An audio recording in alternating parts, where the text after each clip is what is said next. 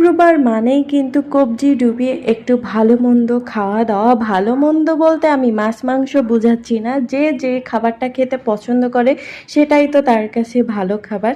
সাধারণত আমরা কিন্তু সবাই শুক্রবারে যেহেতু বাসায় থাকি, মানে সবার অফিস স্কুল ছুটি থাকে, এই জন্য কিন্তু আমরা শুক্রবারেই একটু বেশি ভালো রান্না করার চেষ্টা করে থাকি। যেমন আমার বেশ কয়েকদিন ধরে বিরিয়ানি খেতে ইচ্ছা করতেছিল, কিন্তু ওই যে দেখেন আমি শুক্রবারটাই বেছে নিয়েছি, কারণ শুক্রবারে আমার হাজব্যান্ডের অফিস ছুটি থাকে।